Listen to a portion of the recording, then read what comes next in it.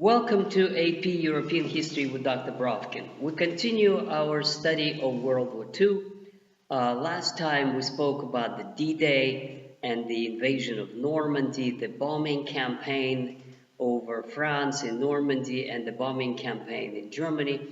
And now we continue with the next segment, which is devoted to the Battle of the Bulge, the fiercest fighting that there was in World War II on the Western Front. In August, essentially, the Allies clear the Germans from northern France, and seeing their quick advance, the Germans quickly withdraw from southern France, and essentially France is liberated in the fall of 1944. However, when they reach Belgium, they run into an obstacle which is called Siegfried Line.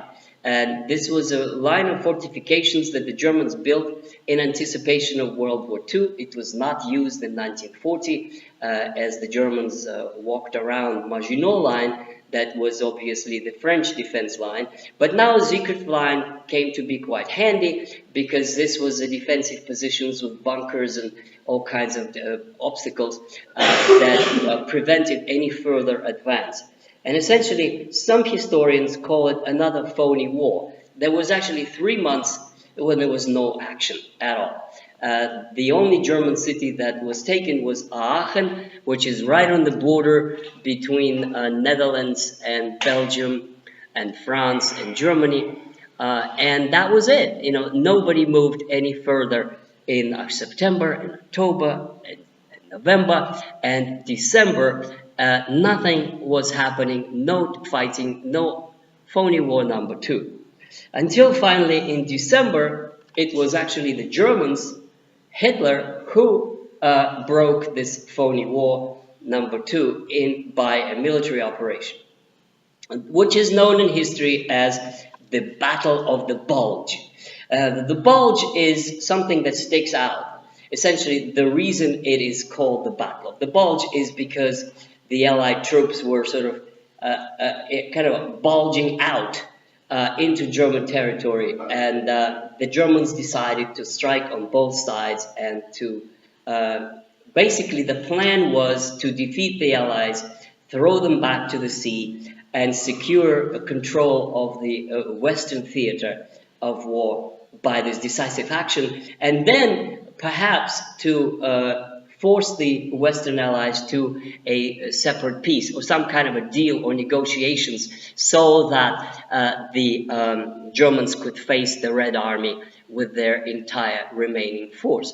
Now, it was actually not a bad plan, because now we know that Churchill, especially, and the British, were very worried about the advance of Soviet troops into the heartland of Europe, so much so that we will see later they had a few contingency plans how to stop this advance. Stalin was also very worried about the possible separate peace between Western Allies and the Germans, and so in a sense this was a serious test of the determination of the United States and the British to continue the assault on Germany.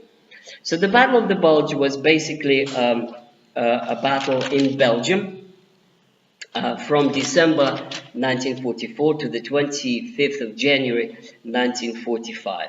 It was commanded, by the way, by Mr. Scorzeni, who was the special operations unit that actually rescued Mussolini and brought him to Berlin and then placed in Italy. So he basically was a kind of a Hitler's very favored man who was successful in deception and special operations, and they attacked out of the blue very successfully. For the first few days, the Germans moved very quickly towards Antwerp, and their goal was to seize the airport in Antwerp and then moved quickly to Bruges and the North Sea. And it was a very dangerous situation for the Allies, because if they had accomplished that, they could have encircled one more time.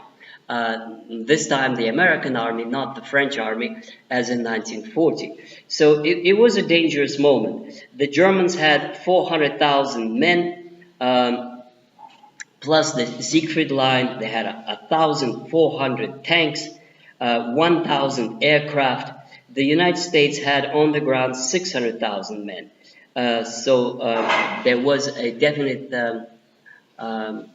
majority. There were more Americans, but not outrageously so, by 200,000, and they were not very tested. And the German soldiers were tested, and they were pretty good in fighting. So, in a sense, the untested, American troops thrown into battle were not as effective as the tested German troops who had been fighting for 4 years. In other words, the point is that the Allies had a pretty tough fight on their hands. And it is known in history as the bloodiest American battle in World War II. So in this bloodiest battle, Americans lost 89,000. 89,000. Just to remind you that in the Battle of Kursk, the Russians lost 500,000, and in the Battle of Stalingrad, 1,000,000, and it just goes on and on and on. In other words, the number of American casualties in their worst fighting was nowhere close to the Soviet casualties just in the Battle of Kursk or any other major battle of World War II. And even that was too much for the Americans, and a lot of them were saying, well, we're going to lose it. The Germans are just going to push us out to the ocean. And it was, in the beginning, a very successful operation. But very quickly, the Germans ran out of steam, and the Americans regrouped and held the line, and then eventually they moved on. However, until March, again, nothing happened. The phony war continued. The American troops did not move from the positions they held around Aachen, which is on German border, until March. In April, it was all over. The Soviet troops were approaching Berlin. So in a sense, they just kind of, again, they're just sitting there doing nothing after the Battle of the Bulge. And the Soviet historians tell us that it was deliberate, that they pretty much decided to the Soviets take the brunt of the casualties and to keep their troops safe without much fighting.